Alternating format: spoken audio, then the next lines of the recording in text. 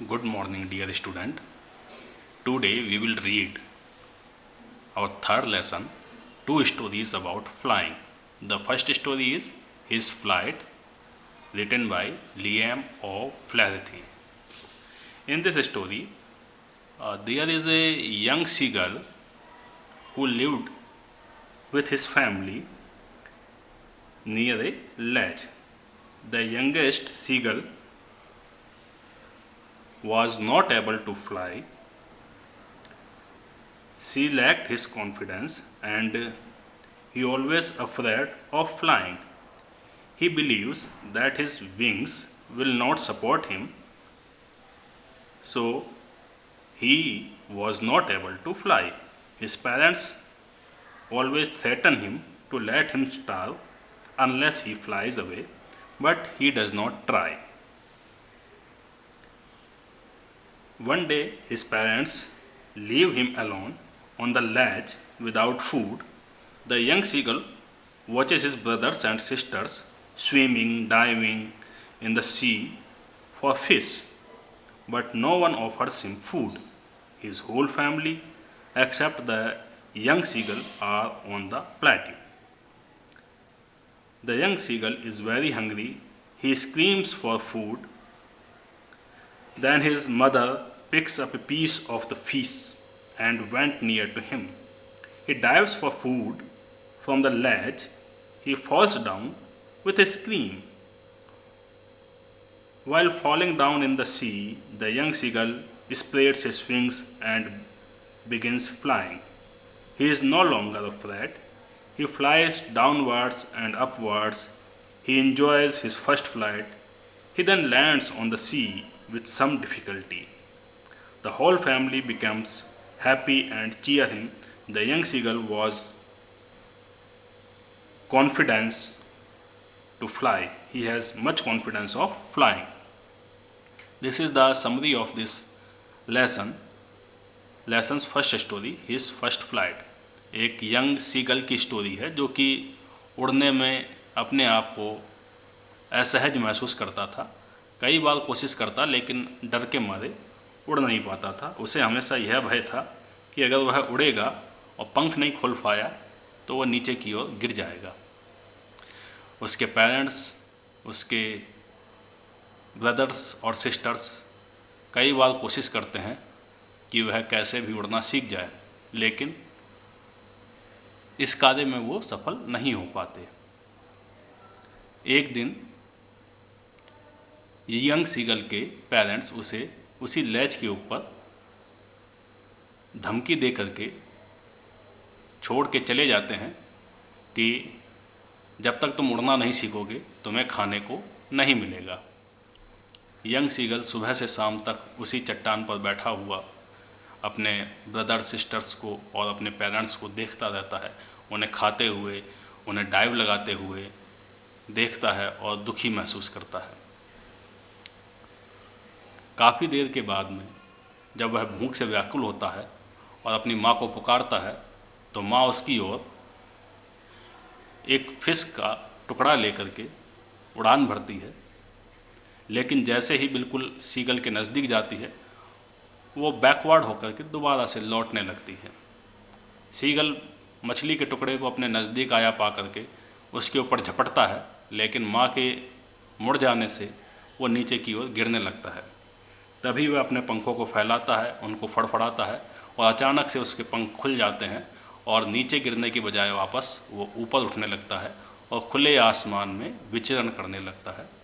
इस तरीके से वह यंग सीगल अपनी पहली उड़ान भरने में सफल हो जाता है। तो यह थी इसकी समरी। चलिए अब इस चैप्टर को रीड करते हैं।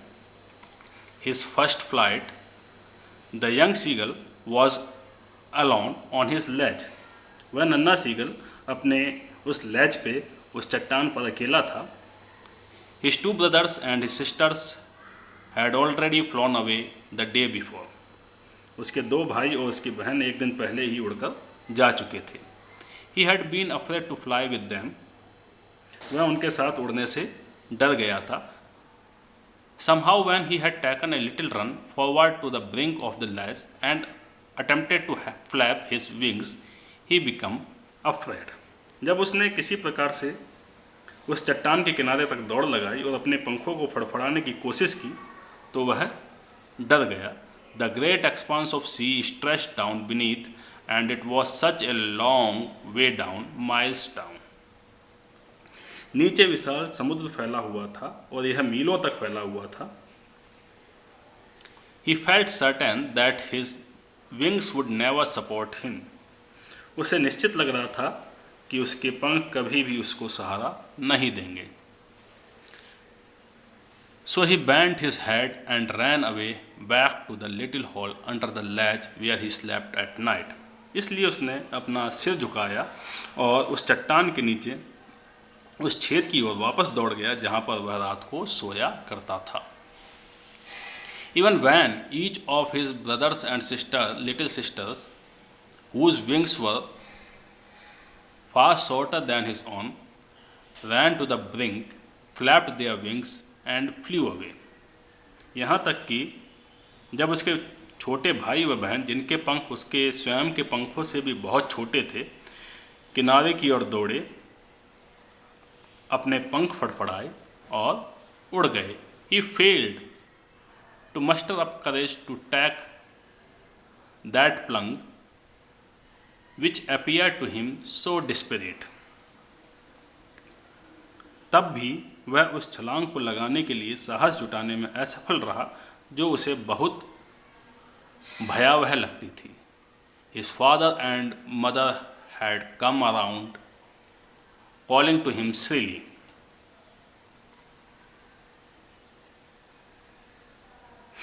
उसके माता और पिता उसे ऊंची और तीखी आवाज में पुकारते हुए उसके आसपास आए.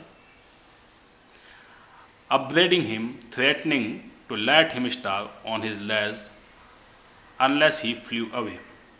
उसे फटकारते हुए उस कगार पर तब तक भूखा मरने के लिए छोड़ने की धमकी दे रहे थे जब तक कि वह नहीं उड़ेगा.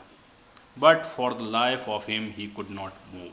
किंतु वह अपने जीवन की खातिर वह उड़ नहीं पाया. उसे यंग सीगल को उड़ने से डर लगता था तो वह उसी कगार पे उसी चट्टान पे बैठा रहा. उसके माता पिता के धमकाने उसे भूखा मरने के छोड़ने की धमकी देने के बावजूद वह उड़ने के लिए तैयार नहीं था. That was 24 hours ago. यह घटना 24 घंटे पहले की है जब उसके माता पिता ने उसको धमकी दी थी. Since then nobody had come near him. उसके बाद से कोई उसके पास नहीं आया था, यानी वो उसे छोड़ करके चले गए थे. The day before, all day long, he had watched his parents flying about with his brothers and sisters, perfecting them in the art of flight, teaching them how to skim the waves and how to dive for fish. एक दिन पहले पूरे दिन उसने अपने माता पिता को अपने भाइयों तथा बहन के साथ चारों ओर उड़ते हुए उन्हें उड़ने की कला में परफेक्ट बनाते हुए या यह सिखाते हुए देखा था कि लहरों को छूकर कैसे उड़ा जाता है, मछली के लिए किस तरीके से डाइव लगाई जाती है. ये सब आर्ट वो अपने दूसरे बच्चों को सिखा रहे थे और उनका एक बच्चा, एक सीगल, किसी दूसरी कगार पर बैठा हुआ उनको चुपचाप ये सब करते हुए देख रहा था. He had in fact seen his older brother catch his first herring and devour it standing on a rock while his parents circled around raising a proud cackle. वास्तव में उसने अपने बड़े भाई को अपनी पहली हिल्सा फिश पकड़ते हुए तथा एक चट्टान पर खड़े होकर इसे जल्दी जल्दी खाते हुए देखा था, जबकि उसके पेरेंट्स कैकल की तेज आवाज करते हुए चारों ओर चक्कर काट रहे थे.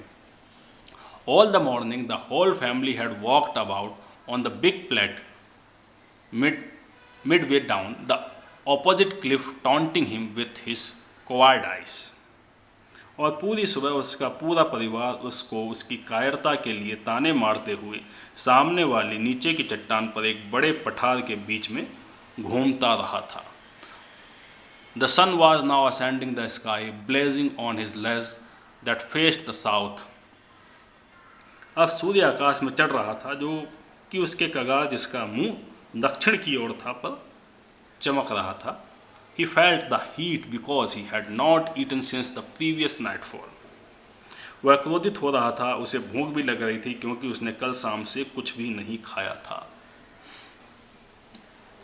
He stepped slowly out to the brink of the ledge and standing on one leg with the other leg hidden under his wings, he closed one eye, then the other, and pretended to be falling asleep.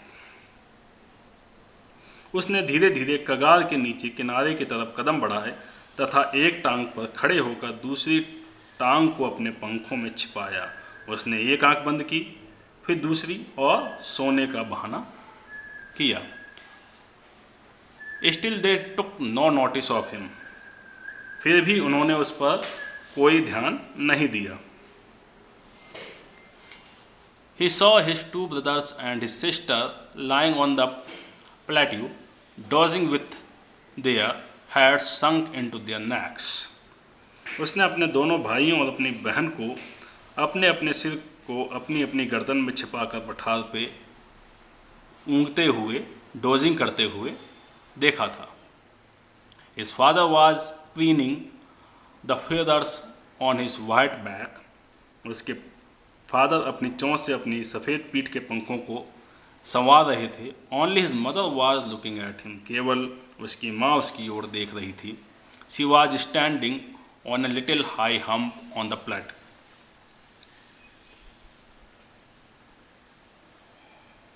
वह पठार के एक थोड़े से ऊंचे टीले पर अपनी सफ़ेद छाती को बाहर की ओर निकालकर खड़ी हुई थी।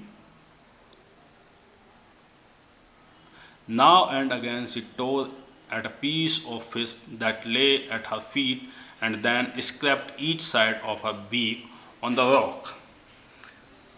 बार बार वह अपने पैरों के पास पड़े हुए मछली के टुकड़े को फाड़ती और फिर चट्टान पर अपनी चोंच को हर ओर से रगड़ती थी।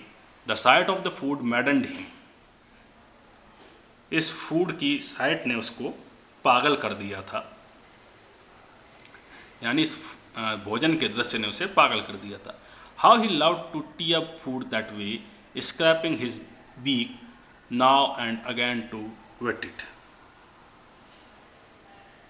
उस प्रकार से भोजन को फाड़ना, समय समय पर चोंच को रगड़कर तेज करना उसे कितना पसंद था। गा गा गा, he cried, begging her to bring him some food.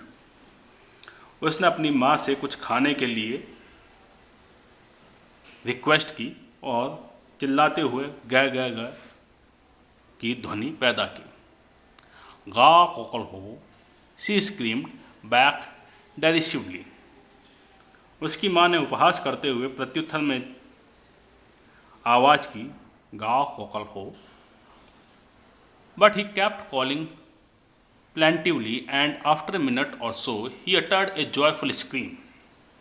लेकिन वह दुखपूर्वक पुकारता ही रहा और 1-2 मिनट के बाद में उसने एक खुशी वाली चीख मारी, हर्ष वाली चीख मारी. उसका रीज़न क्या था, वो खुश क्यों हो गया? इसलिए खुश हो गया क्योंकि उसकी जो मदर थी, his mother had picked up a piece of fish and was flying across to him with it. क्योंकि उसकी माँ मछली का एक टुकड़ा लेकर उसकी ओर उड़ चली थी, इसलिए वो खुशी से चीखने लगा था. He leaned out eagerly, tapping the rock with his feet, trying to get nearer to her as she flew across. जैसे ही वह उसके पास से उड़ी, वह नन्हा सीगल अपने पैरों से चट्टान को थपथपाते हुए उसके नज़दीक जाने की कोशिश करते हुए उत्साहपूर्वक आगे की ओर झुका. But when she was just opposite to him, she halted, her wings motionless, the piece of fish in her beak almost within reach of his beak. लेकिन जब उसकी माँ ठीक उसके सामने थी, तब वह रुकी. उसके पंखों में कोई हलचल नहीं थी. उसकी चोंच का मछली का टुकड़ा लगभग उसकी चोंच की पहुंच के अंदर था, अर्थात वो छोटा सीगल उस मछली को अपनी चोंच से पकड़ सकता था जो कि उसकी माँ की चोंच में थी.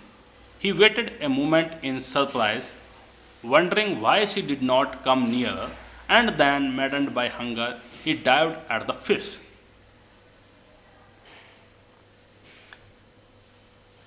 वह यह सोचते हुए व्याकुल हो रहा था कि उसकी माँ आखिरकार उसके पास क्यों नहीं आ रही, और फिर भूख से व्याकुल होकर उसने मछली की ओर झपट्टा मारा।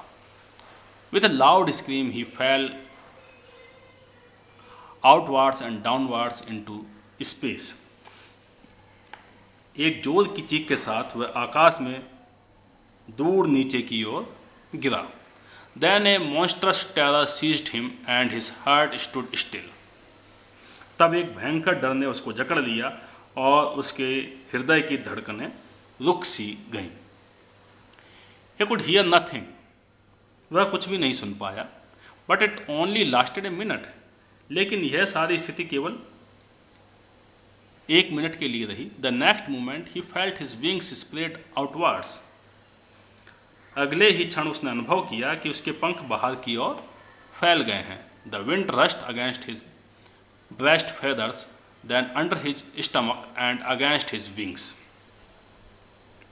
हवा उसकी छाती के पंखों से फिर उसके पेट के नीचे की ओर और उसके पंखों के सामने की ओर गुजरने लगी है। He could feel the tips of his wings cutting through the air.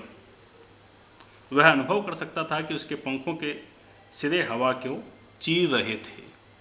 He was not falling headlong now. वह अब सिर के बल नीचे नहीं गिर रहा था। He was soaring gradually downwards and outwards. वह धीरे धीरे नीचे की ओर तथा बाहर की ओर उड़ान भर रहा था। He was no longer afraid. अब वह डरा हुआ नहीं था। He just felt a bit dizzy. उसने केवल थोड़ा सा सिर चकराने का अनुभव किया था। Then he flapped his wings once and he soared upwards. फिर उसने एक बार अपने पंखों को फड़फड़ाया और ऊपर की ओर ऊंची उड़ान भरी। गा गा गा गा गा गा कोकल हो। His mother swooped past him. गा गा गा गा कोकल हो। उसकी माँ उसके सामने से झपट्टा मारते हुए गुजरी। Her wings making a loud noise. उसके पंखों से जोर की आवाज़ निकल रही थी। He answered her with another scream. उसने दूसरी चीख के साथ अपनी माँ को जवाब दिया। Then his father flew over him, screaming. फिर उसके फादर चीखते हुए उसके ऊपर से उड़े। He saw his two brothers and his sisters flying around him, curveting and banking and soaring and diving. उसने अपने दोनों भाइयों, अपनी बहन को अपने चारों ओर उछल कूद करते हुए, करवेटिंग करते हुए, ऊंचाई पर उड़ान भरते हुए और डाइव लगाते हुए, गोता लगाते हुए देखा। Then he completely forgot that he had not always been able to fly. फिर वह पूरी तरह से इस बात को भूल गया कि वह उड़ने में समर्थ नहीं था। And commanded himself to dive and soar and curve, shaking shrilly. और उसने गोता लगाने की ओर, ऊंची उड़ान भरने की ओर और तिरछी उड़ान भरने की खुशी में चीखते हुए स्वयं की प्रशंसा की। He was near the sea now, flying straight over it. अब वह समुद्र के निकट था, वह सीधा उसके ऊपर उड़ रहा था। He saw a vast green sea beneath him. उसने अपने नीचे फैले हुए बड़े से महासागर को देखा। With little ridges moving over it, and he turned his beak sideways and cawed amusedly. जिसके ऊपर छोटी छोटी लहरें गतिमान हो रही थी और उसने अपनी चोंच को अगल बगल दोनों ओर घुमाया और खुशी से काँव काँव की आवाज़ करने लगा। His parents and his brothers and sisters had landed on his green flooring ahead of him. उसके माता पिता, उसके भाई बहन उसके आगे इसी हरी सतह पर आकर के उतर चुके थे। They were beckoning to him calling shrilly, वे उसे इशारा करते हुए चीखते हुए बुला रहे थे। He dropped his legs to stand on the green sea. उसने हरे समुद्र में अपने खड़े होने के लिए अपनी टांगें उस ग्रीन सी में रख दी। His legs sank into it. उसकी टांगें इसमें डूब गईं। He screamed with fright and attempted to rise again, flapping his wings. वह डर से चीखा और अपने पंखों को फड़फड़ा कर दोबारा उठने का प्रयास किया। But he was tired and weak with hunger and he could not rise, exhausted by the strange exercise. लेकिन वह थक गया था और भूख से कमज़ोर हो गया था और इस अनोखे व्यायाम से थक जाने के कारण वह ऊपर नहीं उठ सका। His feet sank into the green sea. उसके पैर उस ग्रीन सी में डूब गए। And then his belly touched it and he sank no farther. और फिर उसके पेट ने इसको छुआ और वह आगे नहीं डूबा। He was floating on it. अब वह इस समुद्र में तैर रहा था। And around him his family was screaming, praising him, and their beaks were offering him scraps of dogfish. He had made his first flight. और उसके चारों ओर उसका परिवार चीख रहा था, उसकी प्रशंसा कर रहा था और अपनी चोंचों से उसको डॉग फिश के टुकड़े खिला रहा था। इस तरह उसने अपनी पहली उड़ान भर ली थी। So this is our first story, his first flight. In next video we will read the next story of this part. Thank you.